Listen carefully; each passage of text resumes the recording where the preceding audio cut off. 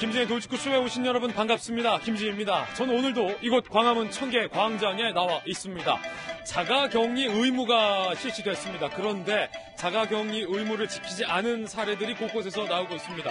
정부는 아예 자가격리 대상자들에게 이참에 전자팔찌를 2주간 채우는 방법까지 검토하고 있습니다. 그러자 일각에서는 우리가 성범죄자냐라며 반발하고 있는 상황입니다. 잠시 후에 이 그 뜨거운 논쟁 이야기 들려드리도록 하겠습니다. 선거가 얼마 남지 않았습니다. 선거 소식도 준비되어 있습니다. 저는 비가 오나 눈이 오나 매일 아침 이곳에서 여러분을 기다리겠습니다.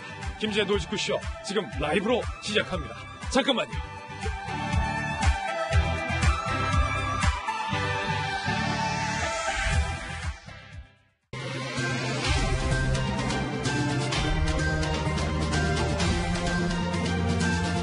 신문 읽어주는 남자입니다. 어제 저희 돌직구쇼에서 소개해드렸던 사례들 기억나십니까? 자가격리 대상자인데 복권방 가고 숲길 산책하고 김밥 싸먹고 이러면 안 된다는 겁니다. 정부에서는 아예 자가격리 의무 대상자들에게 전자팔찌를 채우는 방법까지 검토 중입니다. 그런데 뜨거운 논쟁입니다. 이거 인권 침해 아니냐는 겁니다. 잠시 후 이야기 나눠보죠. 오늘 조간신문 함께 하시죠. 먼저 동아일보입니다. 재난지원금 더 주기 경쟁, 우리가 더 주겠다. 여도 야도 전 국민에게 지급하라라는 메시지를 냈습니다.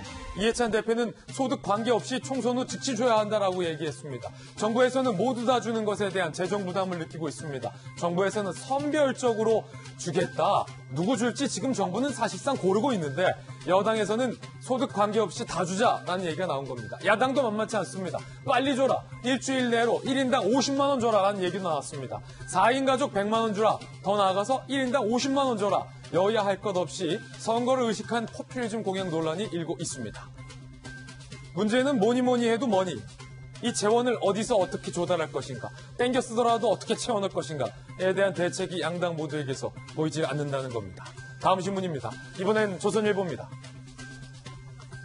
의료진의 간절한 호소를 조선일보가 이면에 크게 썼습니다. 굉장히 심플합니다. 하지만 간절합니다. 퇴근길에 맥주 좀 참아주세요. 주말에 데이트 한번 안 가면 좀 어떻습니까? 어디가 덧납니까? 의료진의 간절한 호소. 사회적 격리가 더 연장됐는데 일각에서 좀 느슨해진 것도 있는 것 같아요. 이해는 갑니다. 얼마나 답답하고 얼마나 따분하겠습니까? 그렇지만 의료진들은 정말로 이렇게 걱정하고 있는 겁니다. 지금 막지 못하면 코로나를 손 쓸 수가 없다라는 겁니다. 지금 주춤할 때 아예 우리가 잡아야 한다라는 의료진들의 호소 잘 새겨야 할 것 같습니다. 벚꽃도 흐드러지고 날씨도 따뜻하고 목도 마르고 퇴근길에 집 가기 전에 맥주 한 잔 맞고 싶은 마음 이해됩니다. 주말에 모처럼 벚꽃 밑에서 샴푸 향기 맡고 싶은, 데이트하고 싶은 마음 이해합니다. 하지만 참으라는 겁니다. 다음 신문입니다. 이번엔 중앙일보입니다. 미국 사망자가 10,000명을 육박. 워싱턴 포스트는 자택 사망이 누락돼 축소됐다. 더 많다는 겁니다. 사망자. 더 많다. 미국은 상황이 상당히 심각합니다. 상당수가 검사조차 못 받는다. 집에서 숨지는 사례도 많다는 겁니다. 말라리아 약 치료가 효과가 있냐 없냐의 논란까지 미국 내에서 일고 있습니다. 의료 선진국인 미국에서 이런 논쟁도 벌어지고 있는 겁니다. 일각에서는 특정 구충제가 이 코로나19 바이러스를 죽이는데 효과가 있다라는 연구진들의 연구 결과가 발표됐습니다. 호주에서요.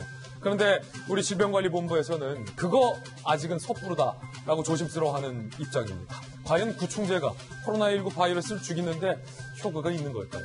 다음 신문입니다. 이번에 한국일보입니다. 박사방 유료 회원 모두 색출. 국내 가상화폐 업체 20곳에 대해서 압수수색이 실시됐습니다. 경찰은 거래소와 구매 대행 업체 가릴 것 없이 다 뒤지고 있습니다. 사실상 모든 관련 업체를 수사할 방침이라는 겁니다. 조주빈이 갖고 있는 전자지갑으로 추정되는 것이 또 찾아졌습니다. N번방 운영자 각각 또 단서가 잡혔다고 합니다. 이 각각과 관련해서, 그리고 조주빈과 관련해서 이용자를 넘어서서 활동을 해온 사실상 이 경영진 수준의 활동자 10명에 대해서 수사 범위가 줄여졌다고 합니다. 대부분 30대 남성이라는 경찰의 전원도 들어와 있습니다. 다음 신문입니다. 이번엔 경향신문입니다. 배달의 민족 어플리케이션이 논란에 휩싸였습니다. 배달의 민족이 좀 잘 되는 듯 하니까 이른바 자영업자들에게 수수료를 갑자기 높인 것과 관련돼서 반발이 일자 지자체는 아예 배달의 민족이 아니라 배달의 명수, 유사 어플리케이션을 개발하기에 나섰습니다. 수수료가 없는 배달 앱을 지자체가 만들어서 배포한다라는 겁니다. 소상공인들이 코로나19 때문에 어려운데 이 배달 어플리케이션 수수료까지 비싸게 내야 한다면 이 자영업자들의 어려운 상황을 누가 헤아려줄 수 있느냐라는 논란에서 시작이 된 거긴 합니다만 과연 지자체가 너나 할 것 없이 이 공공 배달 앱을 만든다고 해서 잘 이루어질 수 있을까에 대한 논란도 공인하고 있는 대목입니다. 지금까지 신문 읽어주는 남자였습니다. 오늘 아침 저와 함께 등판한 등판 선수들 소개해드리겠습니다. 검사 출신의 저희 돌직구쇼 전담 변호사, 젠틀맨 김관선 변호사님 나왔습니다. 어서 오세요. 그리고 여의도 정치 컨설팅계의 제갈 고용명 윤 선생 윤태곤 시장님 나왔습니다. 고시 3관왕 패스 국회의원 출신의 고승덕 변호사님 나오셨습니다. 그리고 시사평론가이자 민주당의 선대위의 상근부 대변인 이경 평론가 나오셨습니다. 그리고 날카로운 칼럼니스트이자 기생충 박사 당국대학교의 서민 교수님 나오셨습니다. 모두들 어서 오세요. 네, 오늘의 키워드도 3가지 준비됐습니다. 하나씩 전해드리죠. 첫 번째 키워드는 전자팔찌입니다. 전자팔찌는 성범죄자에게 차오던 건데 자가격리 의무 대상자들에게 정부가 전자팔찌를 채울 것을 고민하고 있습니다. 자가격리 의무를 어긴 분들이 또 나왔기 때문이죠. 두 번째 키워드는요. 퍼주기 논란. 여야 할 것 없이 퍼주기. 그럼 대책은? 돈은? 이런 논란이 있습니다. 세 번째 키워드는 1차전이라는 키워드 꼽아봤는데 어제 주요 격전지 후보들의 TV 토론회가 있었습니다. 잠시 후 전해드리죠. 오늘의 톱뉴스로 김재현 돌직구쇼 문을 열겠습니다.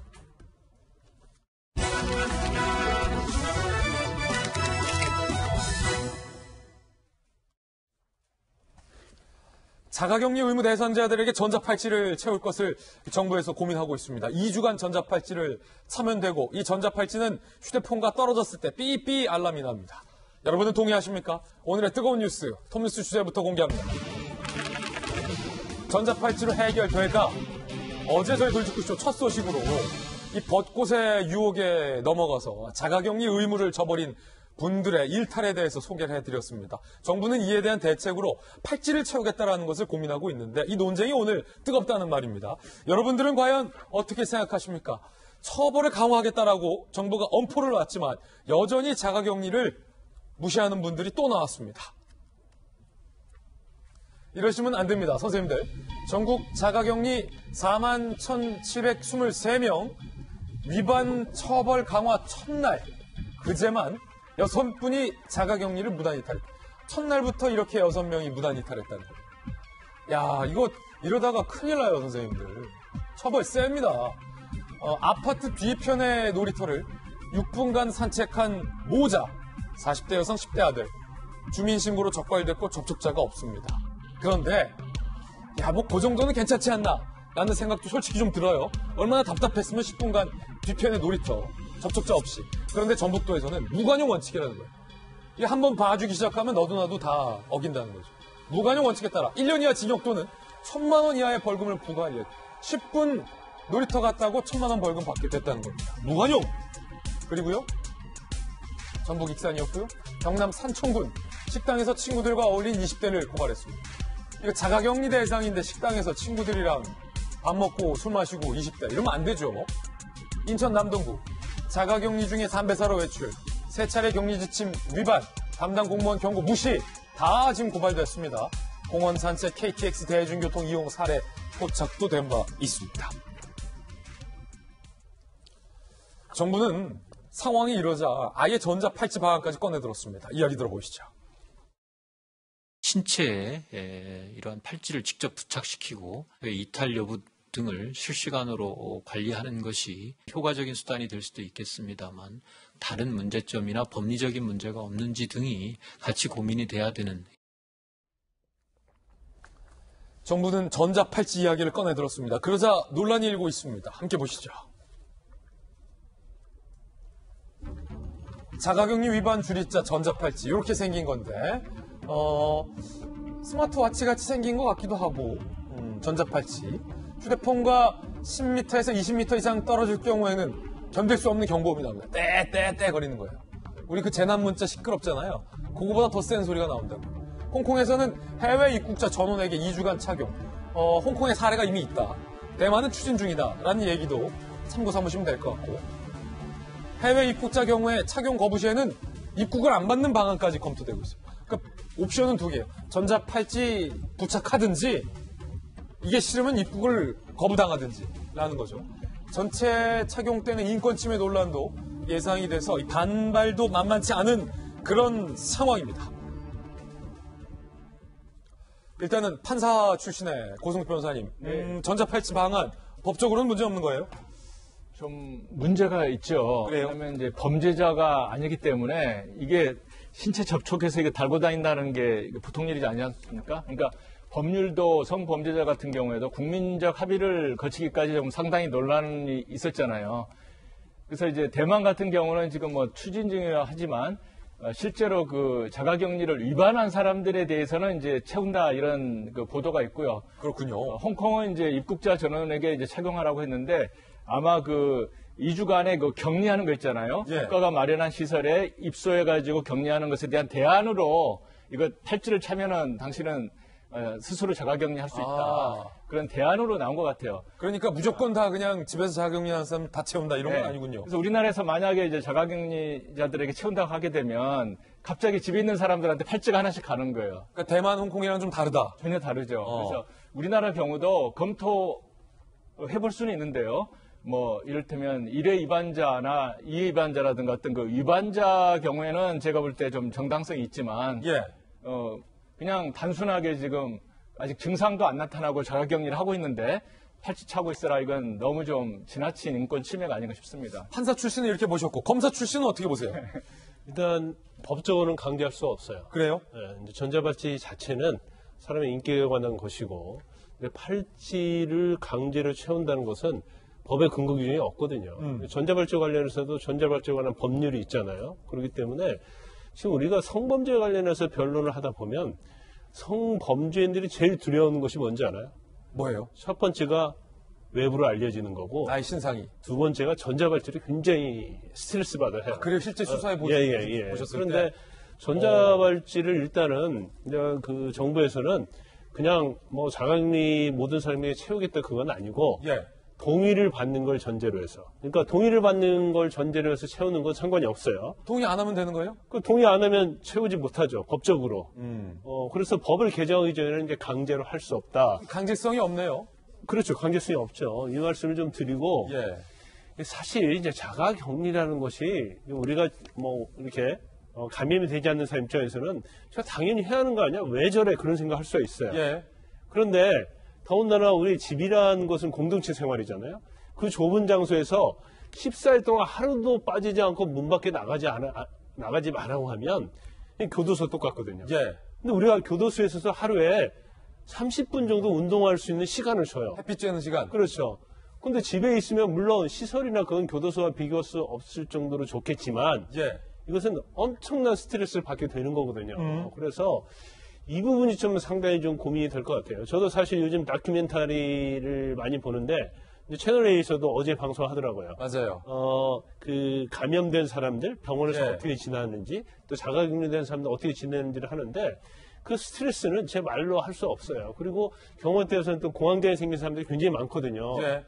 그래서 어떤 그 약간 경계선상에 있는데 어쨌든 간에 일단은 본인이 밀접 접촉자가 됐건 뭐 확진자가 됐건 무증상 감염자가 됐건 나오면 안 되는 것은 당위성은 맞아요. 당위성은 맞다. 하지만 대안은 검토가 좀 필요하다. 그렇죠. 개인적으로 어떤 그 어려움을 우리가 어떻게 치료할 것인가 그 부분도 좀 고민을 해야 한다고 봅니다. 높아심에서 좀 정리하자면 일단은 자가격리 대상은 의무를 지켜야 한다는 것은 모두가 다 동의하는 바지만 햇볕 쬐 시간에 대해서 뭔가 좀 대안은 있어야 되지 않냐. 그다음에 두 분은 전자팔찌는 좀 강제할 수 없다라는 의견이에요. 윤태호 시장님. 저도 약간 비슷한 생각인 게요. 아까 4만 명 중에 첫날 6명이라는 걸 보고 우리 국민들이 대단하다고 생각했어요. 0.015%예요. 집 밖에 한 발자국도 나가지 말아라고 했는데 그 말을 어긴 사람이 7,000명 중에 1명밖에 없는 거고. 그러네요. 아까 이제 어디입니까? 익산입니까? 여기 이분은 계단을 통해서 아파트에서 내려가서 뒷마당에 아마 사람 없는 거 보고 가셨겠죠. 예. 갔다가 6분 갔다가 한 거니까 거기는 좀 억울할 것 같아요. 사람 없는데 고발당했잖아요. 뭔가 우리가 이분들을 조금 배려하고 지킬 수 있는, 말하자면 이게 디스어드밴티지보다는 뭔가 어드밴티지를 주는 방향을 좀 생각해 봐야 되지 않을까. 아, 그러니까 뭔가 불이익보다는 뭔가 이익을 주는 좀 방향. 버틸 수 있도록 도와줄 수 있는. 그러니까 자가격리자의 경우에도 무슨 뭐 제가 이 가능한 방법인지 모르겠습니다만은 뭐 특정 시간에 뭐 밤에 뭐 어떻게 이제 공무원의 통제하에 뭐 바깥에 잠깐 나간다든지 옥외로 이런 거라든지, 지금 이제 뭐 예를 들어서 우리가 여러 번 그런 거 전했지 않습니까? 여러 이제 예술단체나 이런 데서 이제 예술 작품을 이제 예. 인터넷으로 볼 수 있게 뭐 공급한다 이런 거 전했는데, 이것도 환경 따라가는 게요. 집이 넓은 분하고 좁은 분이 느끼는 스트레스 차이가 엄청나게 다를 거예요. 그런 부분에 대해서 좀 뭔가 도움을 줄 수 있는 방법을 찾았으면 좋겠어요. 의학 박사 출신의 의견도 좀 궁금한데 일각에서는 이런 반론도 있어요. 그러니까 오죽 답답했으면 그랬겠냐라는 의견 말씀해 주셨지만 평생 자가격리 하라는 것도 아니고 14일인데 그거를 못 참냐라는 또 반발의 여론도 있는 것 같아요. 특히 어제 그 군산의 부부 같은 경우는 미술관도 가고 김밥집도 가고 뭐 자유자재로 갔다 확진됐잖아요. 원래 이제 휴대폰에 앱을 깔아서 이렇게 그 앱이 이제 잘 작동하면 괜찮은데 휴대폰을 집에 놓고 가는 거는 막을 수 없으니까 저는 예. 이 전자팔찌 얘기가 오죽하면 이런 얘기가 나왔겠냐 싶어요. 근데 이제 그래도 하나 긍정적인 거는 그래도 그 집 밖으로 나온 그 모자 같은 경우 네. 주민 신고로 이렇게 걸렸지 않습니까? 네. 이런 식으로 저는 전자팔찌 이런 거보다는 그냥 주민들의 적극적인 신고 이런 거를 좀 비열한 방법인 것 같은데도 그걸 좀 이용하면 어떨까 생각이 좀 들어요. 그러니까 사실 전자팔찌 같은 거 뭐 몇만 명 되는 거 관리하기도 참 어려울 것 같은데 예. 주민들 신고로 그냥 적극적인 포사 그렇게 하면 조금 더 낫지 않을까 싶습니다. 잠깐 궁금한 게 있는데 그 전자팔찌는 다르겠습니다만 이거를 자를 수 없어요? 근데 어떻게 임의로? 만드냐에 좀 달라지겠죠. 어. 전자발찌 같은 경우는 상당히 두꺼워요. 예. 그리고 송수신기가 달려 있고 집에도 또 있어요. 또 뭐 충전 장치도 있고 그런데 이게 안 잘리는구나 잘. 그렇죠. 근데 전자발찌만 자를 수 있게 하면 그것도 효율성이 또 없는 측면이 좀 있죠. 그래서 이거 자체를 뭐 언제까지 차고 다녀야 하느냐 그런 문제가 있고, 잠깐 이제 보충적으로 한 말씀 드리면 약간 처벌에 있어서도 좀 정도의 문제가 있어야 할 것 같아요. 그러니까 아까 그렇죠. 나갔는데 나가서 막 술을 먹고 다닌다랄지 예. 미술관을 관람한 이건 상대방들에게 다른 제3자의 피해자를 양산할 수 있지 않아요? 그런 경우하고, 아까 말씀드린 것처럼 집에서 있는데 너무나 못 참겠으니까 이제 엘리베이터를 통하면 사실은 감염의 가능성이 많잖아요. 안 돼요. 엘리베이터 안 돼요. 그러면 뭐 계단을 통해서 그래서 잠깐 나온다랄지 이런 것들을 뭐 허가를 받는다랄지 예. 이런 식으로 가야지. 정도의 차이. 그렇죠. 무조건 뭐 집에 있어야 한다. 그러면 이게 관리가 가능하겠어요? 우리가 이제 법률적으로 기대 가능성이라는 게 있어요. 기대 가능성. 그래서 사람이 집에 있는데 폭발할 지경이고 미쳐버릴 지경이단 말이에요.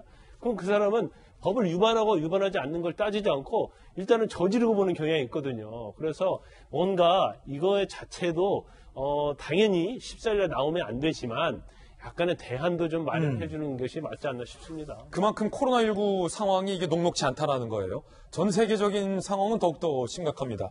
저희가 미국과 일본 그리고 영국의 사례도 한번 취재해봤습니다. 함께 보시죠. 지금 미국은요, 사망자 10,000명을 넘겼습니다. 뉴욕만 3,000명 사망을 했어요. 12일 만에 10배로 사망 횟수가 껑충 뛰었다는 겁니다. 저 코로나랑 우리 코로나랑 같은 코로나예요. 그렇기 때문에 우리가 좀 느슨해지면 안 된다는 것. 일본은 확진자 수가 4,000명이 늘었고요. 오늘 도쿄, 오사카 등 대도시 7곳 한 달간 외출을 제한하는 긴급 사태를 선언해야죠. 한 달간 외출 제한이에요. 우리는 14일이잖아요. 자가격리 의무. 그리고요, 영국은 아예 총리가 확진됐어요. 존슨 총리가.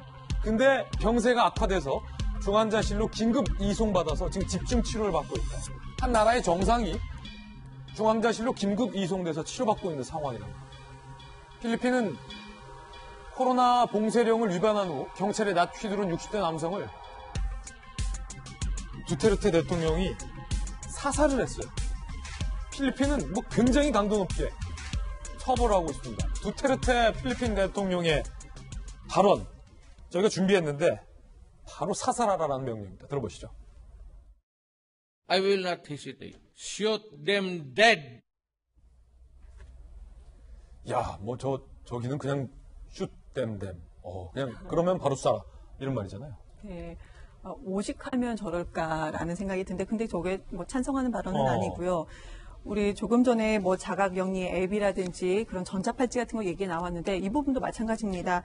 아까 그러니까 외출하신 분들이 0.01% 우리 국민 의식이 이 정도 높은데도 0.02%만 외출을 한다고 하잖아요. 그럼에도 불구하고 이 일부 때문에 오직하면 이렇게 전자팔찌까지 얘기가 나올까라는 생각이 좀 드는데요.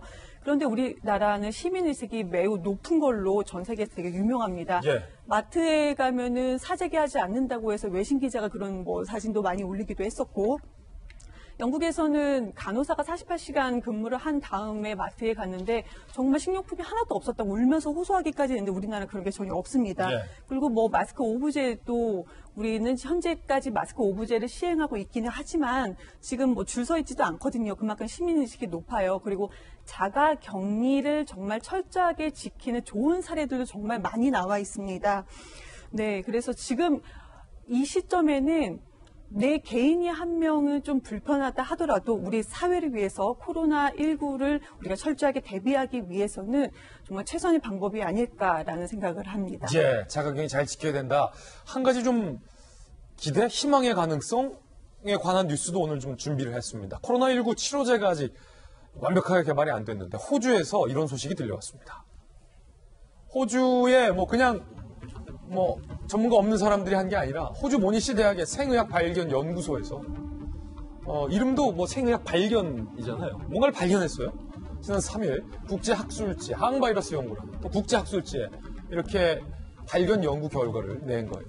실험실에서 배양한 코로나 바이러스를 이버맥틴에 노출시키자 48시간 안에 모든 물질이 소멸했다. 이버맥틴이 코로나를 죽였다라는 거예요. 이버맥틴이 뭔데? WHO 지정 필수 의약품. 기생충 죽이는 그냥 구충제예요. 구충제. 에이즈, 댕기열, 독감 등 바이러스성 질병 치료 연구에 이용됐다. 강력한 구충제. 국내는 이버맥틴 성분 구충제가 허가가 안 났다. 수출용 한 개품만 허가가 됐다고 하는데 요거는 사실은 기생충 박사님이 또 저기 나와 계시니까 기생충 죽이는 구충제 이버맥틴이라는 구충제가 호주 연구팀에 의하면 코로나 바이러스를 48시간 안에 강력하고 효과적으로 죽였다. 그러면은 그 구충제 갖다가 쓰면 되는 거 아닌가요? 예, 이론적으로는 그렇지만 저게 그러니까 원래 이제 그 이버맥틴에 대해서 좀 설명드리면 이게 이제 일본 학자가 그냥 만든 약인데 사실 어디다 쓸지도 모르고 대충 만들었는데 이게 놀랍게도 이 사람 눈을 실명시키는 그런 기생충이 있거든요. 예. 거기에 특효약인 거예요. 그래서 이제 아프리카에 그 고통받던 많은 사람들이 이제 해방이 됐고 그 공로로 2015년 노벨 이제 의학상을 받은 그 약입니다. 좋은 구충제네요. 굉장히 좋은 구충제인데 우리나라에 이제 이게 허가가 안 된 이유는 우리나라에 그 기생충이 없기 때문에 허가가 안 된 거고요. 어허. 근데 이게 이제 신경 근육 그런 전달 체계를 무너뜨려서 이제 기생충을 죽이는데 이게 그 사람에게 이 약을 투여해서 이 코로나를 죽인 게 아니라 이 키우던 배양하던 세포에서 배양하던 바이러스에게 투여해서 죽인 거기 때문에 그렇군요. 숙주가 살아있는 산 사람이 아닌 바이러스. 그런 식으로 따지면 사실 그 바이러스 키우는데 사실 누가 소변을 봤다 그래도 바이러스 다 죽거든요. 그래요? 그렇다고 소변을 약으로 쓸 수는 없지 않습니까? 그렇군요. 그러니까 이 세포 안에 있는 걸 죽이는 거하고 사람 안에 있는 걸 죽이는 건 완전 차원이 다른 문제고요. 저는 그리고 요새 자꾸 이제 그 항암제 이후로 기생충 약이 점점 이제 이렇게 좀 약간 각광을 받고 있는데 사실 그것들 중에서 임상시험에서 통과해서 의미 있는 결과를 낳은 적이 아직 없거든요. 그렇군요. 그래서 괜히 그런 거 믿지 마시고 임상시험 통과하지 못한 약은 약이 아니다라고 생각하시고 구충제에서 만일 희소식이 있으면 제가 먼저 말씀드릴 테니까 먼저 쓰지 마세요 절대로. 사실은 제가 김진희 간다 서민 박사님 취재하고 있잖아요. 메인 뉴스에서도 김진희 간다 팀에서도 얼마 전에 저희가 이게 밀거래되고 있어요. 불법거래. 이런 구충제랄지 아니면 어디에서 뭐가 효과가 있다라는 게 밀거래되고 있는 것도 저희가 취재해서 보도해드리긴 했었는데 아직까지는 믿으시면 안 된다. 질병관리본부 이야기도 서민 교수님의 의견과 일치했습니다. 들어보시죠. 그 이버맥틴이라는 구충제가 효과가 있을 그런 약제에 대한 연구 단계에서의 제언이지 임상에 검증된 그런 결과가 아니기 때문에 안전성, 유효성이 아직은 입증되지 않았다.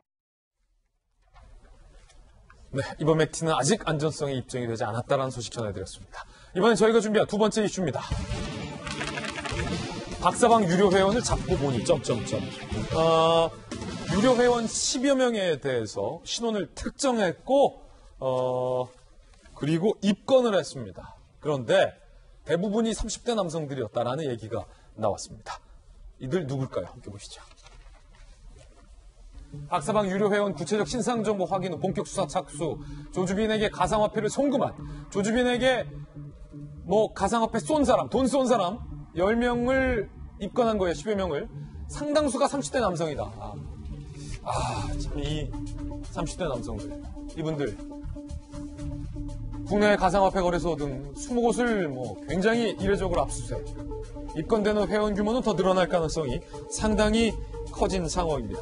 김광삼 변호사님 검찰에 계실 때 요거 사이버상의 어떤 금융 흐름, 자금 흐름, 계좌 추적 이런 거 숱하게 해보셨잖아요. 이거 10명 어떻게 잡아낸 겁니까, 일단은? 일단 전에는 그렇게 가상화폐가 없었기 때문에 주로 이제 계좌 추적 그런 걸 통해서 했었는데 지금 이제 가상화폐를 통해서 이제 범죄 수익을 얻는 경우가 굉장히 많아졌어요. 예. 그 이유가 우리가 다 아시다시피 이것에 어떤 숨길 수 있는 그러한 어떤 대체 화폐다 이렇게 보고 있는 것으로 보이고 지금 가상화폐 자체가 이제 좀 다행인 것이 그래갖고 맨투맨 그러니까 A가 B에게 송금을 하면 개인적으로 했을 때는 이건 밝혀낼 수가 없어요. 그래요? 지금 검찰의 어떤 수사 기법으로도 네네네. 못 잡는다? 그렇죠. 왜냐하면 그게 가상화폐의 특성이거든요.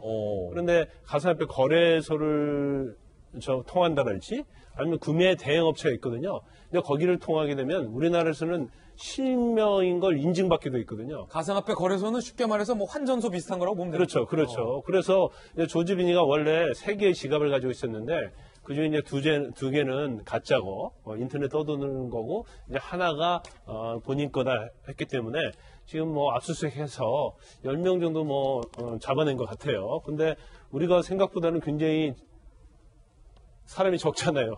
가입한 회원이. 네.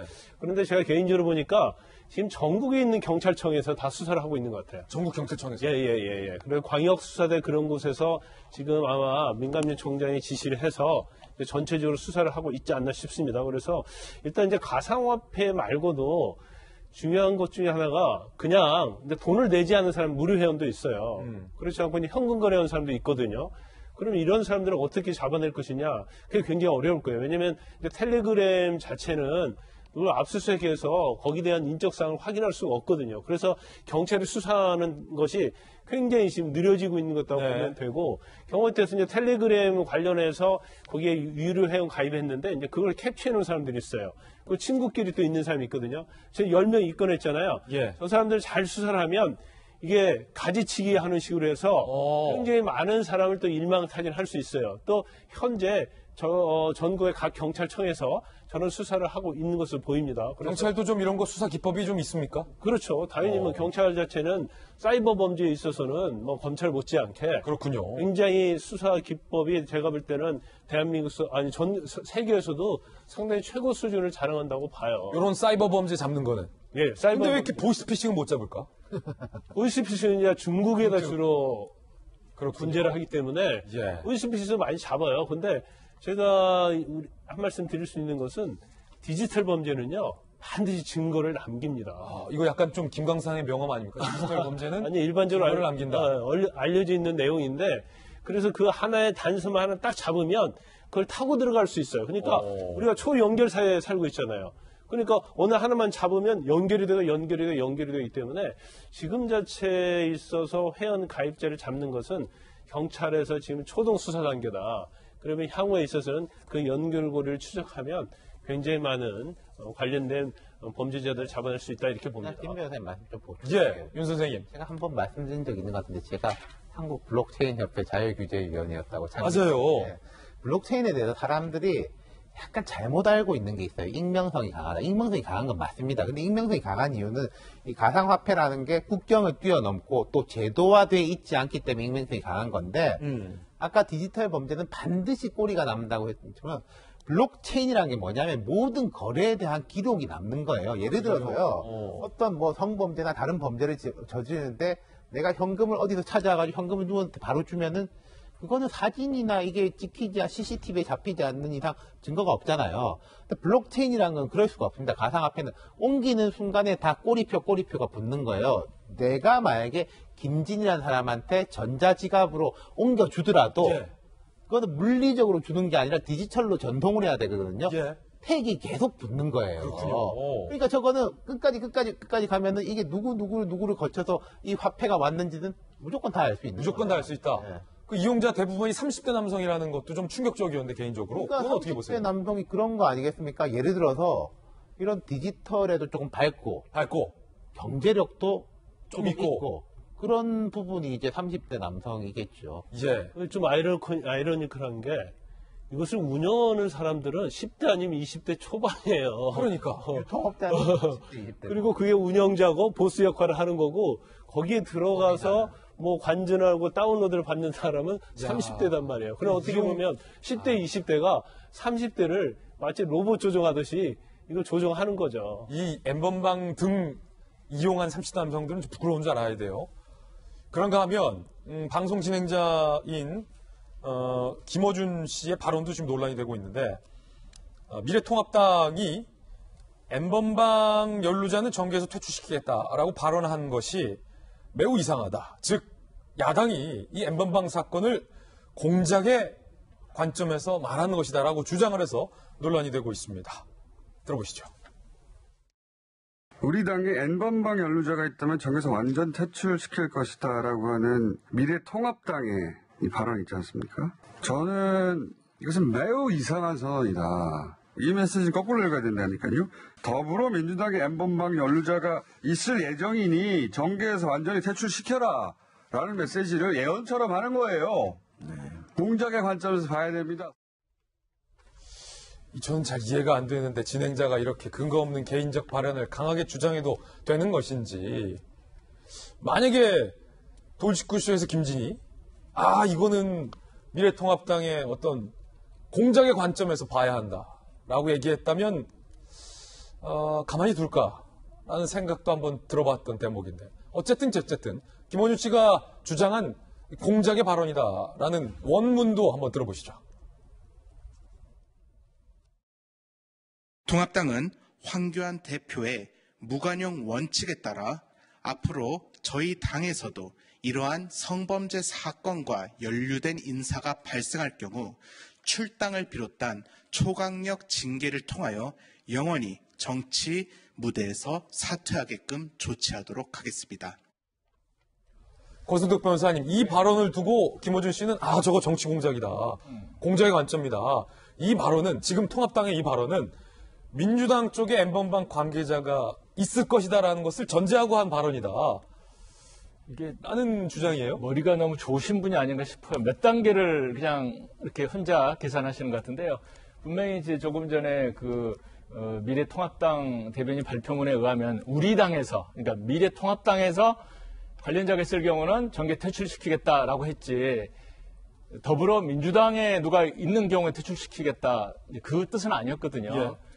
그런데 이걸 이제 너무 연결해가지고 마치 정말 민주당에 연루자가 있는 걸 전제로 이렇게 공격하는 것처럼 미리 깔고서, 만약에 N번방 이혼자가 민주당이나 통합당에 있으면 정계에서 퇴출돼야 되는 게 맞지 않습니까? 맞죠. 그걸 공작이라고 비판하는 게 맞습니까? 그러니까 어떻게 보면은 김원준 씨가 이제 제가 머리가 좋다는 게, 이제 미래통합당에서 나오는 경우는 상관없겠죠. 이제 말하는 속마음이. 그런데 만약에 혹시라도 잘못돼가지고 더불어민주당에 누가 연루가 되면 이건 선거에 어마어마한 이제 영향을 줄 것이 뻔하지 않습니까?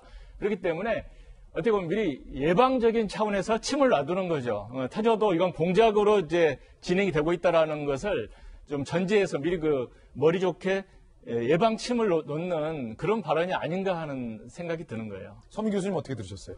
예, 저는 고 변호사님 말씀에 이제 전적으로 동의하고요. 그리고 김어준 씨가 이제 예전에 선거 때 디도스 공격을 예언한 적이 있었거든요. 이제 그때 이제 그걸 주장했을 때, 그게 말이 되나 했는데, 그게 이제 진짜 실현되는 순간, 이 사람 정말 대단한 사람이다라고 이제 생각을 했었습니다. 근데 알고 보니까 이분이 그냥 막 던지더라고요. 그러니까 막 던지다 보면 하나 정도 맞는 거고, 막 던진다. 그 맞으면 이 사람 대단한 사람이 되는 거예요. 이 사람 던진 거 중에서 틀린 게 훨씬 더 많습니다. 예. 그래서 이번 것도 틀릴 확률이 많고 이건 혹시 민주당에서 이제 뭐 연루자가 있을 경우 그냥 이건 공작으로 몰아가기 위한 그런 밑밥을 그런 미리 작업을 예. 하는 게 아닌가 생각이 들어요. 민주당내에서는 김어준 씨 발언에 대해서 어떤 분위기입니까? 당내 어떤 분위기인지는 제가 뭐 개인적으로 다 일일이 파악한 건 아닌데. 뭐 마땅한 분위기 같은 건 없다? 네네, 그런 거는 없어요. 그런데 제가 지금 처음에 그 미래통합당에서 저 브리핑을 할 때 어떤 생각이 들었었냐면은 황교안 대표가 N번방 관련해서 말실수를 한 적이 있었습니다. 호기심에 들어갔다 했는데 이게 아니다 싶어서 나온 사람들의 신상 공개는 좀 판단 여부를 달리해야 된다라는 그 발언을 두고 엄청난 비판을 받았습니다. 그리고 나서 저 브리핑을 한 건데요. 그랬죠. 저는 개인적으로는 저 브리핑을 할 때 이제 국회에서 봤을 때요. 자기네 당대표 발언에 대해서 이걸 덮으려고 저 브리핑을 하는구나라는 그렇지. 생각을 했었거든요. 예. 근데 공작까지는 좀 너무 많이 간 건 아닌가라는 생각이 드는데 공작이라는 것은 왠지 좀 어두컴컴하고 좀 곰팡이 냄새 나는 밀실에서 뭔가 중상모략하는 작전 짜는 걸 공작이라고 하잖아요. 그런데 또 한편으로는 저 발언까지 나오기까지는 또 저희가 또 논평 낸 것도 민주당에 또 논평 낸 것도 있거든요. 그런 관련해서는 저는 또 한번 저런 의심을 한번 할 수 있지 않았었나 이런 생각은 듭니다. 저는 반은 동의하고 반은 동의하지 않는. 이경 부대님 말씀대로 황 대표 말 때문에 저는 좀 세게 한 거라고 생각해요. 그 전에 이제 찔리는 게 있으니까 세게 한 건데. 그까지는 저희가 정치적 계산으로 황 대표 말 실수가 있으니까 이랬구나라고 볼 수 있는 건데 저게 무슨 민주당이 나올 거니까 그랬다? 그거는 정치 공작이다. 정치라는 게 가치와 실리가 서로 이제 겹쳐져서 가는 건데 실리와 계산을 너무 강하게 하니까 저런 게 나온 것이고 그리고 김어준 씨가 저 말을 함으로 해가지고 어떤 효과가 실제로 나오느냐 저 사람은 저런 식으로 생각하는 사람이구나. 그리고 저 김어준 씨는 좀 뭐 여권하고 가깝다라고 뭐 널리 평가를 받고 있으니까 저쪽은 저렇게 생각하는구나라는 효과를 낳는다면은 그게 김어준 씨가 이야기하고 생각한 효과보다 하나 더 나가서 부정적인 효과를 낳는 거죠. 자, 친문 성향의 커뮤니티에서는 김어준 씨의 발언 이후에 이런 움직임이 있습니다. 기사화됐는데요.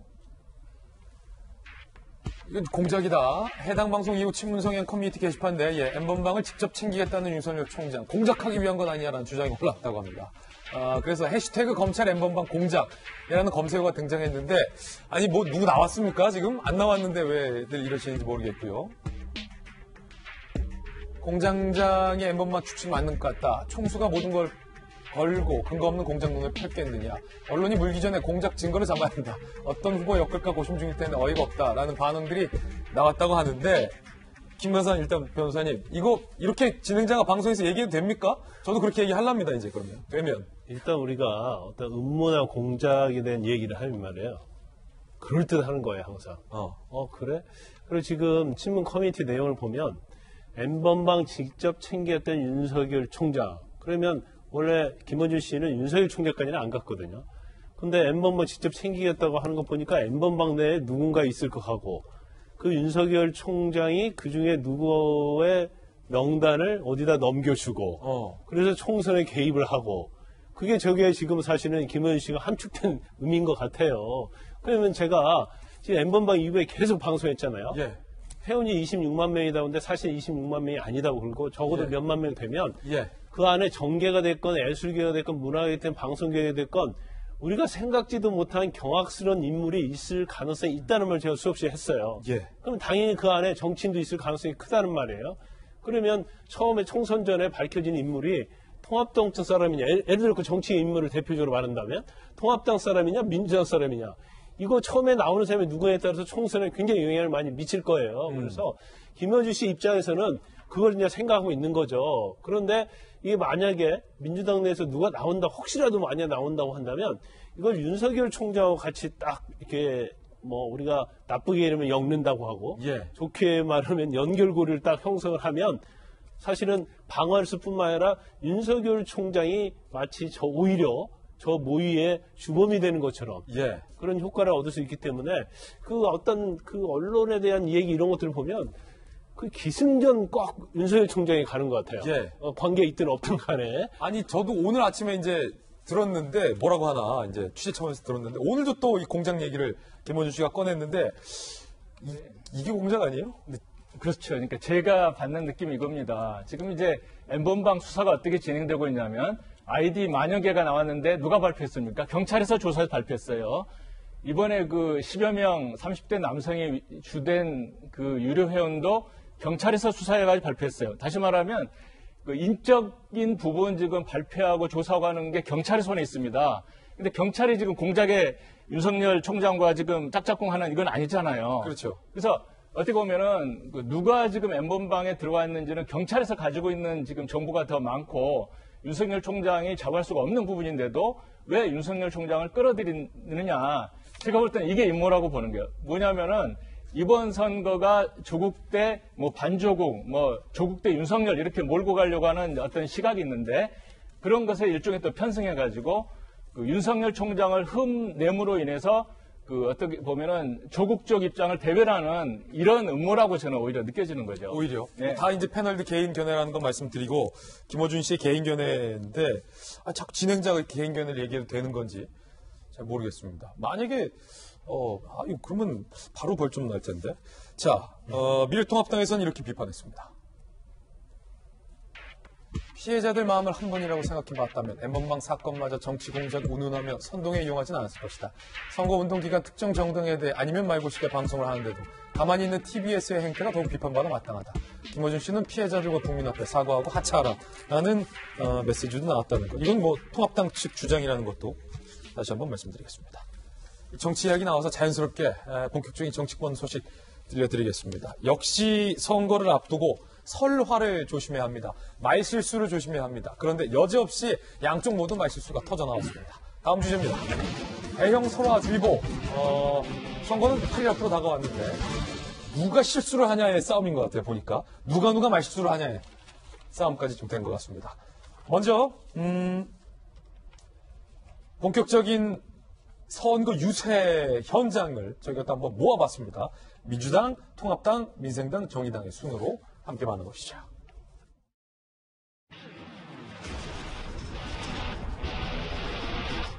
여러분, 지금 우리 앞에는 한 번도 건너간 적이 없는 무서운 위기의 강이 흐르고 있습니다. 국민 한 분도 낙오되지 않으시게 모두 손잡고 함께 건너가야 하지 않겠습니까? 공정한 정부를 어떻게 해야지 채택시 넣을 수 있겠느냐. 그 유일한 방법이 여러분들의 편에 달려 있습니다. 민생관이 민생주의와 오직 민생을 추구하겠다고 하는 것은 거대 양강의 싸움 정치를 끝장내고 새로운 정치를 열어나가자. 텔레그램 N번방 법 제정을 위한 정선입니다. 여성이 안전한 나라를 위한 한 표 행사해 주셔야 합니다. 정의당은 혼신의 힘을 다할 것입니다. 각 당의 유세 장면 보셨고요. 양당에서 모두 다 말실수가 나왔습니다. 열흘 동안이 마지막 고비길인데 우리가 예상치 않았던 그런 일들이 많이 발생할 수가 있습니다. 그걸 수습해서 돌이킬 수 있는 그런 시간이 없습니다. 절대 실수 없이 너무 도드라지지 않게 제가 부산에 올 때마다 많이 느끼는 건데 왜 이렇게 부산은 교통이 체증이 많을까? 그리고 도시가 왜 이렇게 초라할까? 그런 생각을 참 많이 했습니다. 부산을 방문해서 부산은 왜 이렇게 초라할까, 도시가 왜 이렇게 초라할까라는 얘기인데 얼마 전에 통합당에서 인천을 향해서 이렇게 총구석까지라는 발언 때문에 사실 논란이 됐었는데 그거 비슷한 것 같아요, 윤태우 씨. 그렇죠. 부산 사람이지 않습니까? 부산은 화려하잖아요. 이해찬 대표가 처가가 부산이에요. 그거는 정치권에서 잘 알려져 있는데 이 뒤에 기승전결로 보면은 이렇게 해서 이제 개발이 필요하다 뭐 이런 이야기니까 크게 보면은 무슨 말인지 알겠어요. 그리고 보통 그 지역 이야기를 할 때 정치에서 깔려 있는 건 이런 겁니다. 특정 정당, 우리의 상대 정당을 계속 찍어줬는데 뭐 볼 거 있더냐 예. 라는 게 부산한테도 이야기 나올 때가 있고 대구 경북의 이야기 나올 때 그렇죠. 있고 반대로 보수 쪽에서 할 때는 전남을 향해 가지고 그런 공격들을 많이 해요. 예. 그게 다 효과가 없어요. 오히려 그 반대편을 똘똘 뭉치게 하는 효과밖에 없는 거예요. 우리 편을 결집시키는 게 아니라 반대편을 자극하게 되는 거거든요. 아까 제가 말씀드렸지 않습니까? 뭐 대구 경북을 향한 이야기, 호남을 향한 이야기, 호남을 향해 가지고 특정 정당 계속 뭐 찍어주니까 뭐 경상도보다 못하다라는 식으로 이야기하는 사람들 과거에 꽤 있었어요. 대선 때 하면 항상 보수 정당이 나왔는데 다 역풍 거예요. 예. 마찬가지로 부산한테 이렇게 초라하다.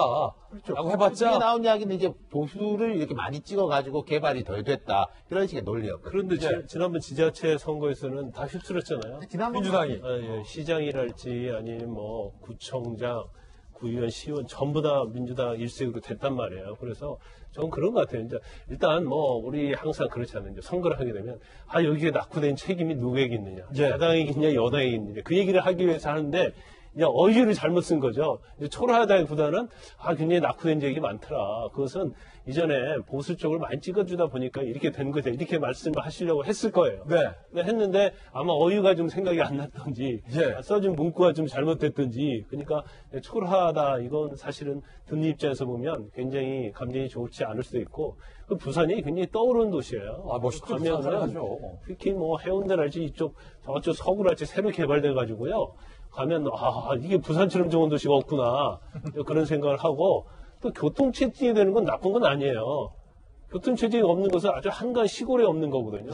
그럼 그만큼 차가 많고 산업적으로 잘 돌아가고 있다는 얘기예요. 부산에 변호사 사무실 있어서 또 잘 아시잖아요. 예. 그래서 제가 부산을 잘 알죠. 그런데 이제 아마 본인 입장에서는 저 의도가 아니었는데 아무튼 뭐 굉장히 억울하고 왜곡됐다고 이해찬 대표께서는 생각하실 수도 있지만 명백한 말실수다. 그렇죠. 예, 두 분 부산에 기반을 둔 두 분은 부산은 초라하다라는 발언은 동의할 수 없다라는 비판적 의견을 주셨고 더불어민주당 이해찬 대표 이 발언 이거 어떻게 된 겁니까?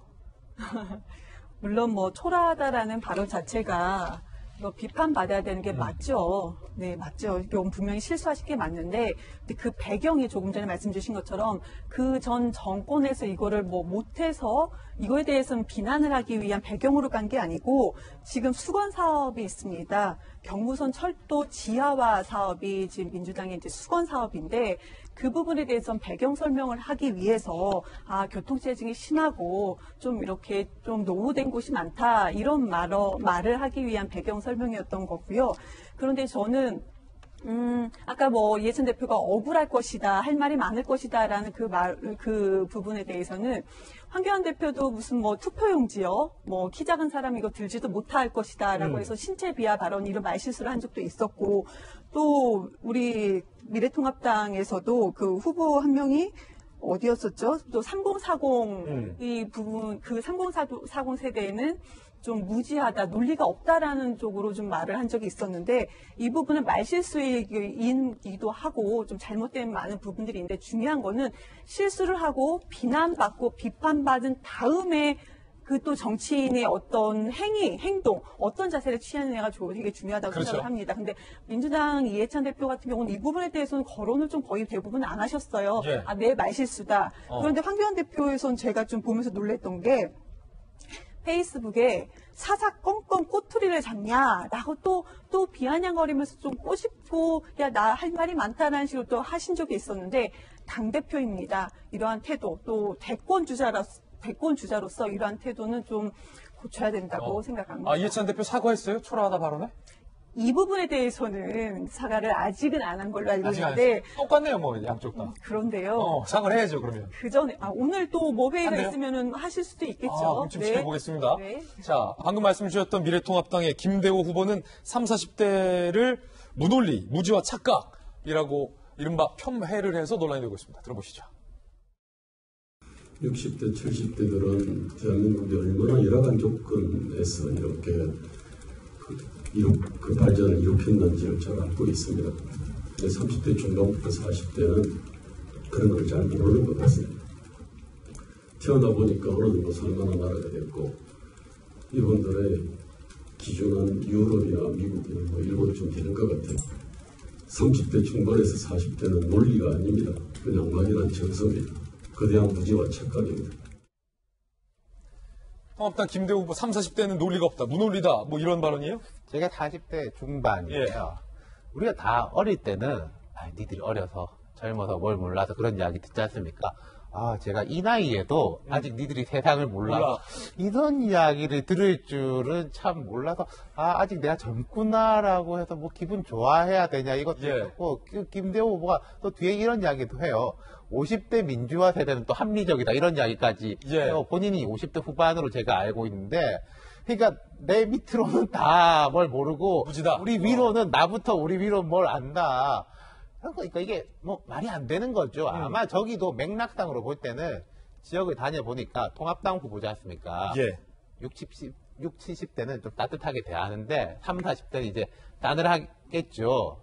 좀 화도 나고 그러겠죠. 내가 이렇게 열심히 하고 이렇게 하는 건데 그 화가 난 걸 이제 표현하다 보니까 저렇게 한 것 같은데 뭐 장난이 아니죠. 물론 이런 게 있어요. 제가 볼 때 양당이 다 서로 억울해하는데 민주당에서는 여기 이경 부대변인 계시지만은 이해찬 대표 말이 뭐가 세? 저 말이 훨씬 세지.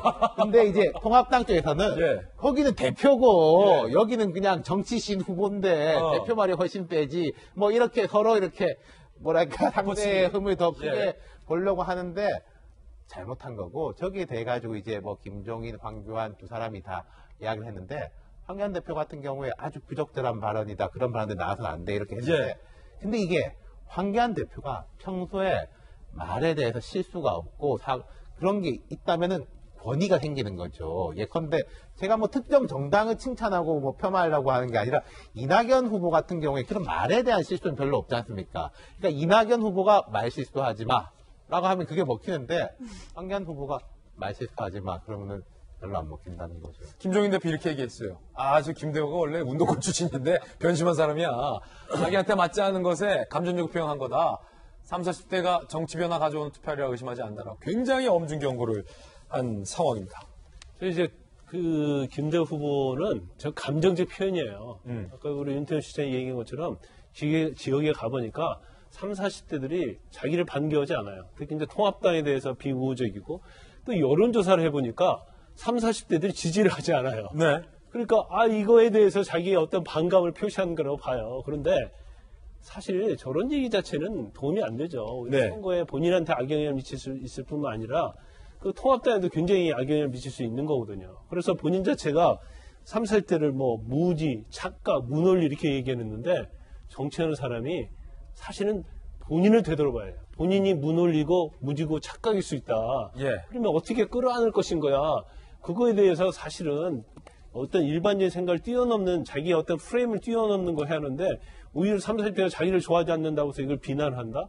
사실 정치인으로서 이게 참 굉장히 자격에 있어서 또 문제가 있을 수 있다고 봐요. 이번에는 좀 격전지 위주로 여야의 소식 모두 한번 살펴볼 텐데 먼저 의정부 갑 소식을 전해드리겠습니다. 의정부 갑은 민주당의 오영환, 그다음에 미래통합당의 강세창, 그다음에 무소속의 문석균 후보가 뛰고 있는 지역인데 이 지역에서 민주당의 오영환 후보가 무소속 문석균 후보 보란 듯 금기어 아빠 편지를 꺼내들었습니다.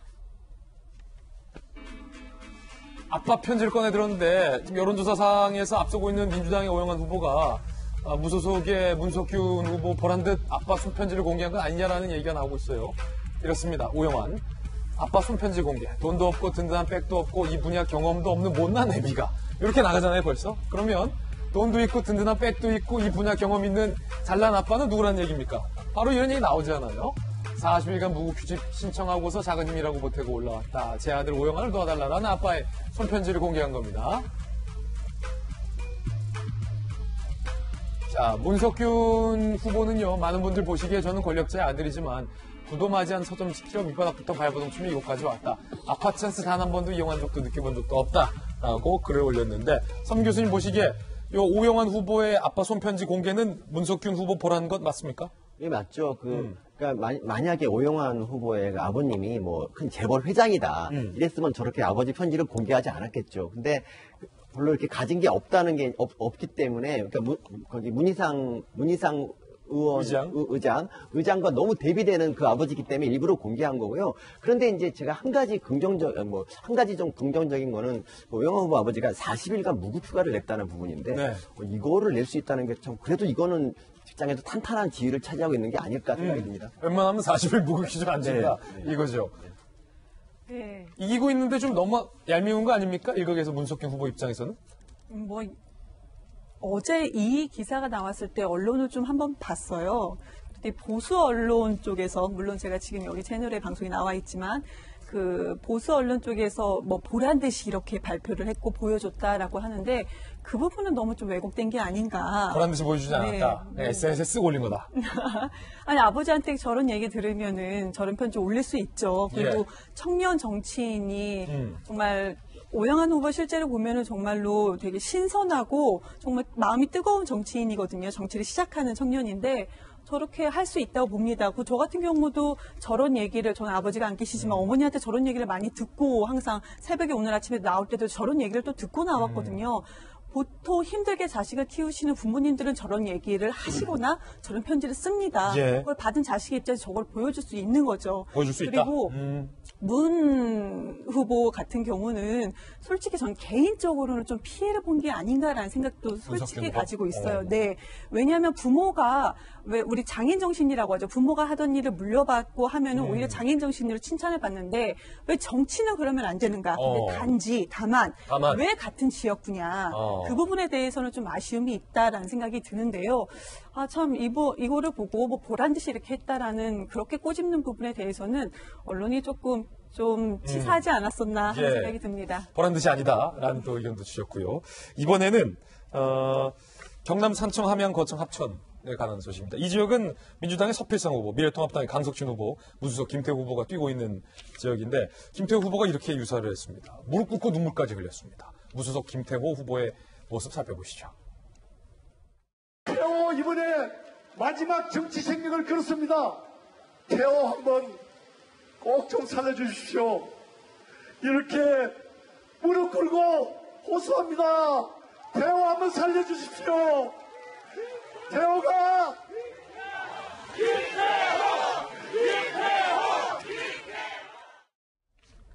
윤 선생님, 일단은 두 가지에 좀 깜짝 놀랐어요. 무릎 꿇고 눈물을 흘렸다는 것, 절박하게 보였다는 것. 그리고 두 번째는 태호라고 본인 이름 불렀다는 것.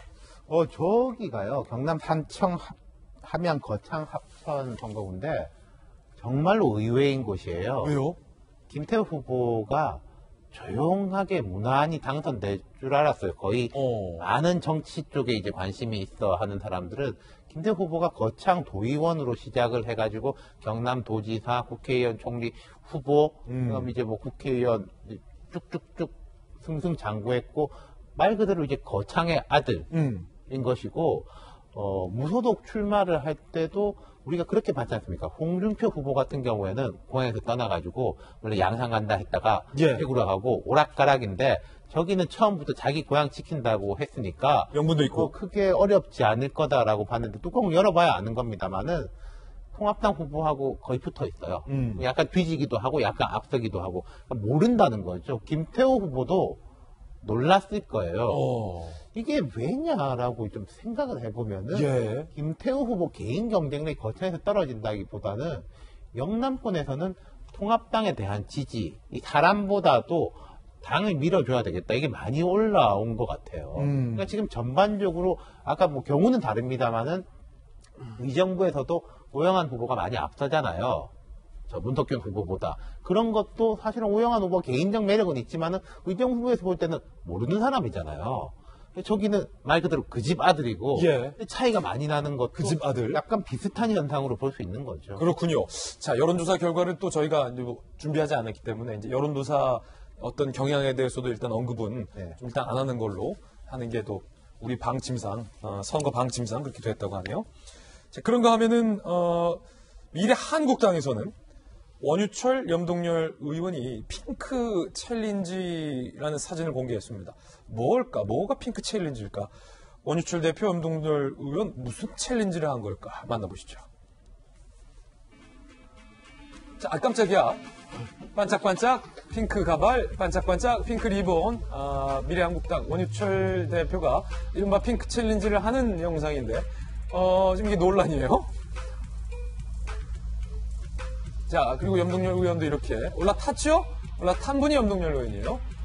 마술봉, 핑크 가발, 역시 이거는 지금 핑크 챌린지. 핑크 챌린지. 핑크 챌린지. 고승덕 의원님 어떻게 보십니까? 핑크 챌린지. 이 뭡니까? 참 일단. 심하다고 생각합니다. 이것의 정체가 무엇입니까?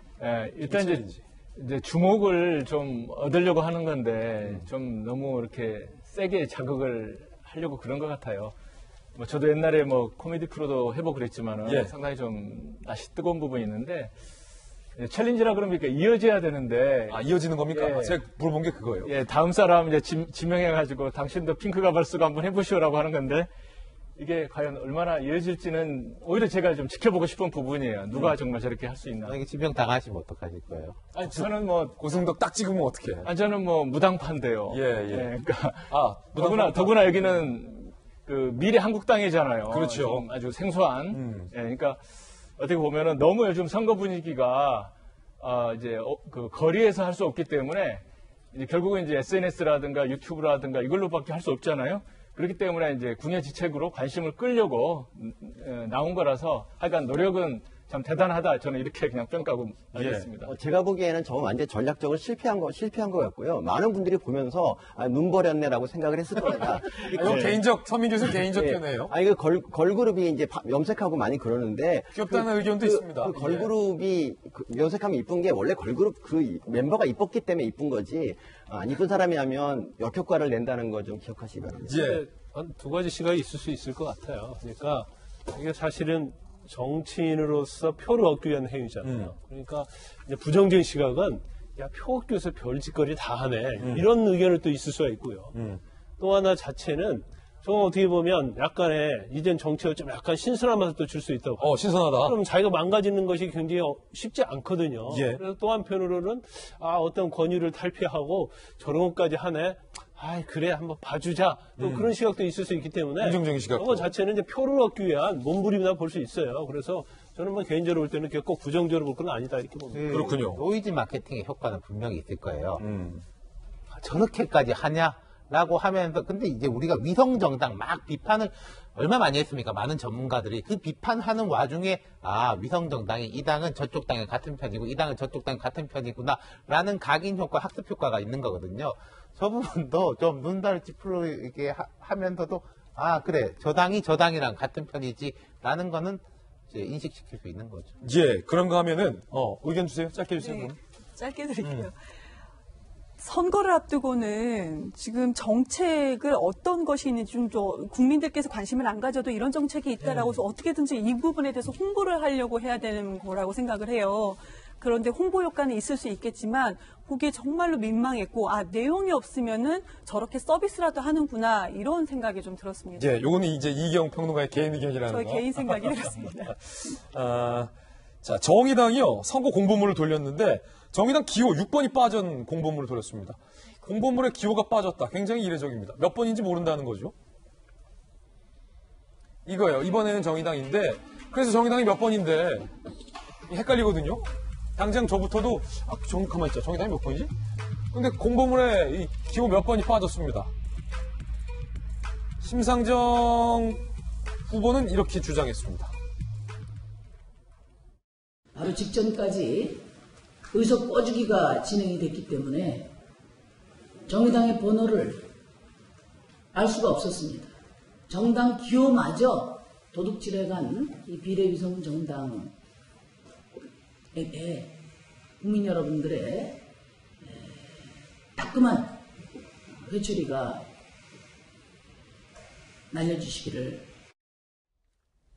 아니 근데 일단 이게 맞습니까? 본인의 정당 기호를 몰랐다는 게? 자, 여기서 기호라 하면 비례 정당 명부 기호입니다. 지금 정당 명부는 1번, 2번이 없어요. 1번, 2번 당이 1당, 2당이 없잖아요. 3당, 민생당이 첫째 칸입니다. 각 당들이 홍보하는 것부터 보면은 참 희한한데요. 이제 미래통합당이 같이 하는 미래한국당이 의석 들어오는 이제 두 번째 당이에요. 근데 이번에는 두 번째 칸입니다. 라는 홍보를 하더라고요.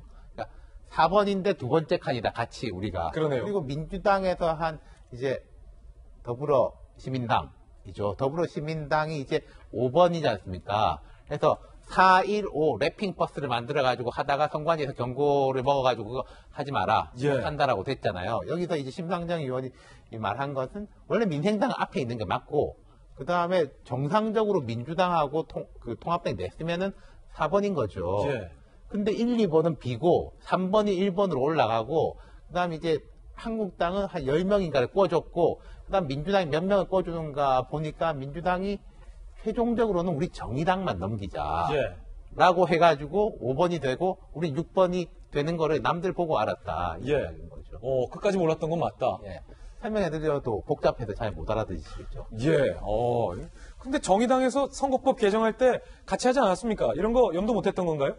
설마 이렇게까지 했겠냐라는 거죠. 당했다는 겁니까? 심상정 의원의 주장이었고요. 다른 당에 또 이색적인 모습이 있으면 저희가 또 소개를 해드리도록 하겠습니다. 그런가 하면은 여야에서는 돈 주기 공약을 서로 발표하고 있습니다. 들어보시죠. 이번 총선이 끝나는 대로 면밀히 검토해서 국민 전원이 국가로부터 보호받고 있다는 자기확신을 가질 수 있는 그런 대책을 마련하도록 약속을 드립니다. 위기 상황에서는 신속하게 일주일 이내에 국민들에게 지원금을 드리자. 가구당 100만 원씩을 준다고 얘기를 해놓고 이게 언제 줄지도 모르는 아무런 준비도 없이 말을 뱉어놓고서 이제 와서는 이러지도 못하고 저러지도 못하는. 네, 이번엔 저희가 준비한 다음 순서입니다. 총선 핫플 준비되어 있습니다. 오늘은 어떤 분들이 핫플일까 만나보시죠. 총선 핫플. 어제 황교안 후보와 이낙연 후보와 황교안 후보의 TV 토론회가 있었습니다. 직접 들려드리겠고요. 그리고 역시 오세훈 후보, 고민정 후보, 오세훈 후보의 TV 토론회가 있었습니다. 양쪽 모두 상당히 뜨거웠습니다. 먼저 이낙연 후보와 황교안 후보의 TV 토론 주요 장면 한 대목부터 들어볼 텐데, 비례정당 꼼수다라고 서로 매서운 비판이 온 것 같습니다. 들어보시죠. 비례형 정당은 꼼수다. 민주당은 그러지 않을 것이다. 이렇게 말씀을 하셨는데, 또 얼마 뒤에는 비난은 잠시지만 책임은 4년이다. 이렇게 말씀을 하셨습니다. 황 후보가 소속하신 정당에서 위성정당을 만들었습니다. 저희 더불어민주당은 바깥으로부터 연합정당 참여를 제안받았습니다. 연합정당 참여의 과정에서 그것은 현실적으로 불가피하지 않겠느냐 하는. 자, 지금 황교안 후보가 먼저 서민 교수님, 아니 왜 이렇게 말을 바꾸느냐라고 이낙연 후보를 공격했고, 비례형 위성정당 관련해서. 그러자 이낙연 후보는 그쪽에서 먼저 만들지 않았냐, 시작은 그쪽이 먼저 했다, 우리 어쩔 수 없었다라고 지금 방어를 하는 모양새죠. 근데 두 당, 참, 황교안 대표가 그렇게 말하는 것도 참, 제가 보기에는 좀 이상합니다. 먼저 이렇게, 아무리 그래도 꼼수를 쓴 건 맞는데, 꼼수를 쓴 사람이, 너는 왜 우리 따라하냐라고 얘기하는 거는 참, 그러니까 이건 원래 제3당에서 이렇게 지적할 문제지, 자기들끼리 서로 치고받을 일은 아닌 것 같습니다. 너무 민망합니다, 저는. 둘 다 민망하다. 고승덕 의원님. 사실, 말을 바꾸냐 부분은, 황 대표도 말 바꾼 적이 있고 하기 때문에, 또 역공을 당할 수밖에 없는 서로 질문이거든요. 그래서 어떻게 보면은 종로 선거니까 이제 종로에 대한 공약이라든가 또는 이제 대선 주자급 또는 나라를 책임지고 당을 책임지는 분들이기 때문에 큰 틀 가지고 서로 좀 하면 좋겠는데, 너무 작은 거 가지고 어떻게 보면은 둘 다 꼼수 가지고 지금 네 꼼수냐 내 꼼수냐 이런 거기 때문에 말 바꾼다 이거 가지고 논쟁하는 건 저는 별로 그렇게 좋아 보이지 않았습니다. 그런가 하면 조국 문제도 나왔습니다. 들어보시죠. 조국 수사를 하는 검사를 향해서 비난의 목소리를 내면서 조국을 옹호하셨습니다. 그런데 그 이후에는 마음에 빚이 없다. 이렇게 조국을 소위 손절하는 모습을 보이셨습니다. 이렇게 이 후보가 스스로 말을 바꾸는 모습을 보였는데, 조국 씨의 반칙에 대해서 어떻게 생각하시는지. 네, 결론부터 말씀드리면 저는 황 후보께서 말씀을 바꾸더라도 황 후보를 신뢰하겠습니다. 그 당시 검찰은 공정했던가, 국민들의 검찰개혁 요구는 합당한 근거가 있지 않았던가, 그 양면을 모두 볼 필요가 있고 양면 모두 해결될 필요가 있다. 지금도 그렇게 생각합니다. 해당 방송은 티브로드 강서 제작센터에서 이루어진 방송입니다. 네, 어제 상당히 치열했는데 그 중에 하나가 이른바 이 조국 문제였어요. 김관선 변호사님.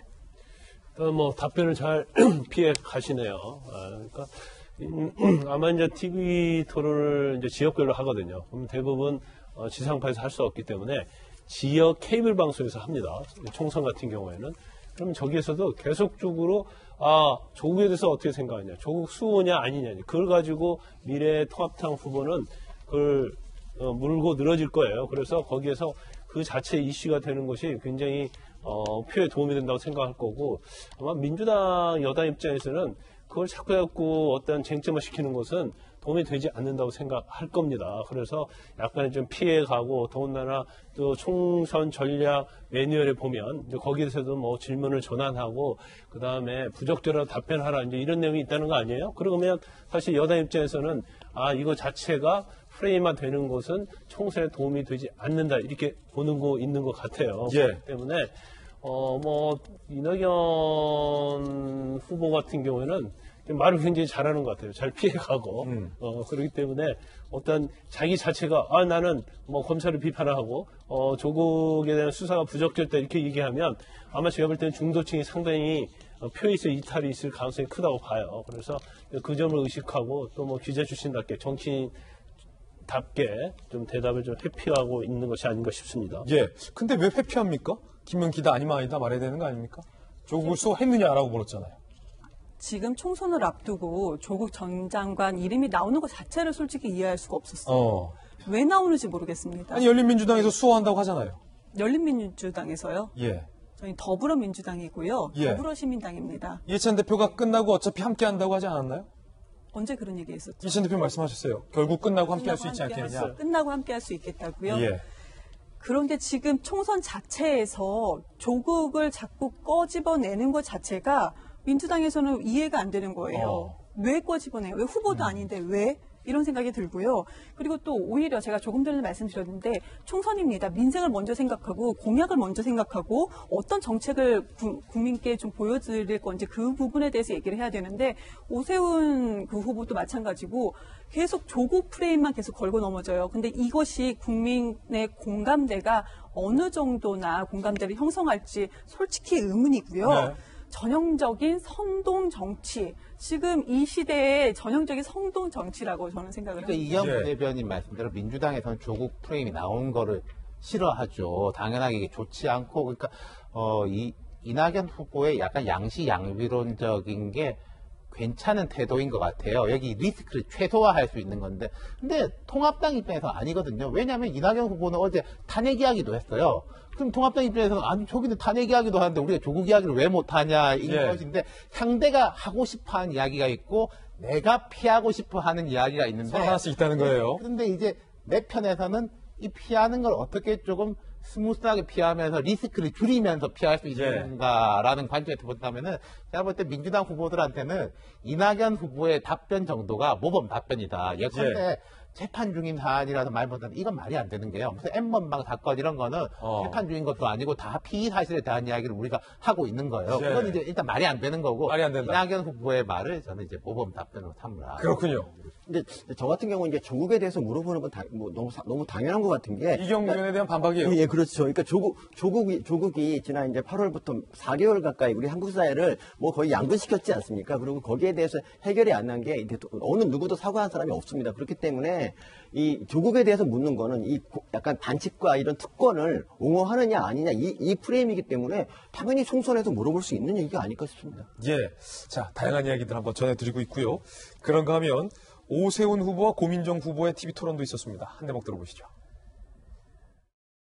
조국 정경심 부부에게 이런 행태에 대해서 분노하지 않습니까? 현재 수사 중인 사안에 대해서는 말씀을 드리는 게 굉장히 부적절하다고 대변인 생각이 때는 듭니다. 그런가 조국 부부의 이러한 위법 행위, 기소해서 재판받는 행위에 대해서 동정심을 가지시고 계신 겁니까? 분노하고 계시는 겁니까? 아니면 아무 느낌이 없는 겁니까? 말씀드렸지 않습니까? 예. 현재 수사 중인 사안에 대해서는 제가 뭐라고 의견을 밝히는 것이 적절치 않다고 생각이 듭니다. 네, 있을 텐데라고 분명 말씀을 드렸습니다. 끝까지 답변을 회피하시는데요. 그러니까 윤태호 시장님이 말했던 방금 말한 이런 식의 답변은 좀 설득력이 없다는 거죠. 근데 이 부분만 나와서 그런데 아까 이제 조국 전 장관 이야기를 한참 했으니까 저는 이쪽 토론이 저쪽 토론보다 훨씬 재밌었어요. 저쪽은 솔직히 이제 60대 서울법대 출신의 중점 그 두 분이 이렇게 좀 재미없고 여기는 약간 볼맛이 나는 뭔가 티격태격. 네, 그리고 이게 약간 총평을 하자면은 오세훈 후보 서울시장 출신의 내공이 돕더였어요. 근데 고민정 후보가 만만치 않게 버틴다. 이게 무슨 말씀이냐면은 우리가 절대평가도 있고 상대평가도 있는데 저는 뭐 냉정하게 말씀드리면 오세훈 후보가 고민정 후보보다 토론 잘했다고 생각합니다. 하지만 뭘 봐야 되느냐 하면은 또 사람에 대한 기대치가 달라요. 오세훈이라는 사람은 그래 오세훈이면 이 정도는 해야지 정도였다면은 고민정 후보는 처음 나온 사람인데 그렇게 많이 안 밀리고 생각보다 잘 버티는데 라는 기대치보다 높은 점수이니까 이걸 같이 비교해보는 거하고 상대평가를 나눠서 볼 필요가 있죠. 제가 이제 한 말씀 드리고 싶으면 이제 이낙연 후보의 어떤 토론에서 비껴가기는 굉장히 정치적으로 보면 잘한 거야. 그렇지만 그걸 우리가 객관적 입장에서 보면 잘한 거에 대해서 좀 의문이 있을 수 있어요. 왜냐하면 고민정 후보, 오세훈 후보 다퉜잖아요. 고민정 후보 청와대 대변인하면서 조국 수사 관련해서 엄청나게 검찰을 비판했잖아요. 그리고 조국 편 들어줬잖아요. 그러면 초지일관 해야 하는 거죠. 나는 검찰 개혁을 하고 검찰 윤석열 총장이 정치적인 검찰권을 행사했다. 이렇게 사실 말하는 게 맞아요. 그래야 초지일관 있는 거잖아요. 그런데 그거에 대해서 이제까지 답변을 쭉 해왔는데 재판 중인 사건이기 때문에 내가 말할 수 없다. 이것은 사실은 도망가는 방법이죠. 그리고 제가 볼 때는 여당도 마찬가지예요. 그렇게 정말로 윤석열 총장이 정치적인 검찰이라는 어떤 소신을 가지고 있고 자기들의 어떤 일관된 방침이었잖아요. 그럼 제가 볼 때는 이번 선거에서도 마찬가지죠. 검찰개혁 중요하다. 그리고 윤석열 총장 정치적인 수사했다. 잘못했다. 이렇게 하는 게 맞다고 봐요. 근데 결과적으로 이거 비교를 해보니까 그렇게 답을 하면 중도층의 표가 좀 우리한테 오지 않을 것 같으니까 이렇게 피해가라. 이거 자체는 사실은 전공법도 아니고 어떻게 보면 굉장히 뭐 이런 말은 좀 굉장히 언어 선택하기 어렵지만 적절하지 않다. 근데 순화해서 얘기하면 적절하지 않다 이렇게 봅니다. 그런가 하면 이번엔 고민정 후보가 오세훈 후보를 공격하는 대목도 있었습니다. 오세훈법을 스스로 어겼다는 겁니다. 들어보시죠. 청소원 5분에게 명절 격려비로 총 120만 원을 제공을 하셨고 그에 따라서 선관위에서 제재를 받으셨죠. 본인이 만드신 법을 본인 스스로가 어기고 있는 것에 대해서 과연 어떤 국민이 납득할 수 있을까 하는 게 의문입니다. 폭력 허위 기재입니다. 지금이라도 구글에 들어가시면 고민정 후보의 대학 시절 학력이 경희대학교 서울 캠퍼스로 떠 있는 걸 확인하실 수 있을 겁니다. 제가 나오기 전에 이렇게 방금 전에 캡처를 해갖고 나왔습니다. 제 걱정을 하실 게 아니라 이게 문제가 되면 당선 무효에 해당하는 형이 선고되게 됩니다. 네, 고승덕 변호사님 어떻게 보셨습니까? 어떻게 보면 이제 그 오세훈 후보는 학력이 속인 게 당선 무효다 주장을 하는 거고 지금 고민정 후보는 오세훈 이 선거법 어기는 게 굉장히 큰 그 당선돼도 문제다라는 걸 서로 지금 하는 부분이거든요. 제가 저희 집에서도 이야기를 해보니까 그 오세훈 후보가 스스로 만든 법이 사실 오세훈 법이거든요. 그러니까 그것 때문에 사실 국회의원들이 이제 주례도 뭐 못하게 됐는지 안 하게 됐는지는 모르겠지만 주례 없어졌어요. 다 없어진 게 다 오세훈 후보가 만든 법 때문에 정말 선거는 깨끗하게 하자, 돈 한 푼 쓰지 말자 하는 부분이었는데 논란이 될 수 있는 행위를 했다는 게 오세훈 후보로서는 좀 아픈 부분인 건 사실인 것 같고요. 사실 오세훈 후보 입장에서는 나는 거물이다는 생각을 좀 가지고 있을 거예요. 그래서 보통 경우에는 이제 거물은 옆에 도전하는 사람과 나란히 서는 걸 싫어합니다. 왜냐하면 그렇게 되면 1대1 구도를 만들어주기 때문에. 근데 이번 선거가 이제 워낙 그 오프라인 그 거리 선거를 할 수 없기 때문에 이번에 보니까 이제 지역 방송에 하는 토론이 좀 활성화되어 있는 것 같고요. 저희 때 보면은 좀 잘 나가는 후보들은 그 아예 토론에 참석을 안 합니다. 그래요? 왜냐면은 참석해봤자 1대 N으로 화살을 맞기 때문에 좋을 게 하나도 없어요. 그래서 보통 피했던 건데 이번 선거 보니까 이제 종로는 이제 1대1 그 토론이 있었다고 하고요. 광진구 보니까 이제 몇 분이 이렇게 앉아 있는 것 같은데 그 저런 것들도 어떻게 보면은 이번에 코로나 때문에 이렇게 좀 오프라인 그 지역방송 토론이 좀 주목을 받는 이제 그런 계기가 된 것 같습니다.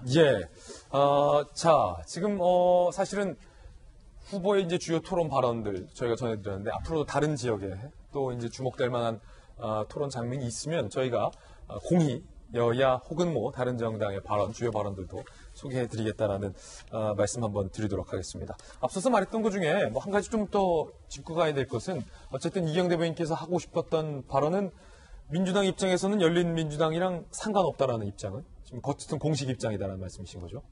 상관없다고요? 상관없다는 말씀이 뭐 어떤 건지 지금 제가 명확하게 우리의 어떤 위성정당이 아니다라는.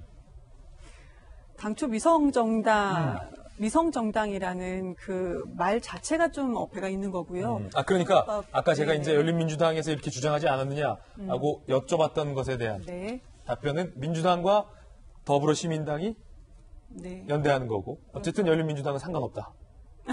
상관없다는 표현이 되게 좀 애매하긴 한데요. 상관이 있나요, 그러면? 뭐 상관이 있다 없다로 표현할 거는 예. 아닌 것 같아요. 말씀 주신 것처럼 이걸 또 어떻게 어떤 어휘를 표현하기가 좀 애매하긴 한데 상관이 있다 없다라고 구분하기는 좀 이건 잘못된 표현이 아닌가 생각이 듭니다. 알겠습니다. 뭔가를 좀 도와드리려고 제가 여쭤봤다는 거 말씀드리고요. 자, 저희들은 6초 광고 후에 돌아오겠습니다. 잠시 후에 뵙죠. 네, 오늘 저희가 준비한 소식 모두 다 전해드렸습니다. 저희는 내일 아침 9시 10분에 더욱더 풍성한 소식 들고 여러분께 인사드리겠습니다. 지금부터 시작되는 2~3할로에서는 본방에서 못다한 총선 관련된 이야기 직접 토크 해보도록 하겠습니다. 많은 관심 부탁드립니다. 지금 2~3할로 들어와 주시기 바라겠습니다. 오늘 하루는 분명 어제보다 나을 겁니다. 건강한 하루 되세요. 고맙습니다.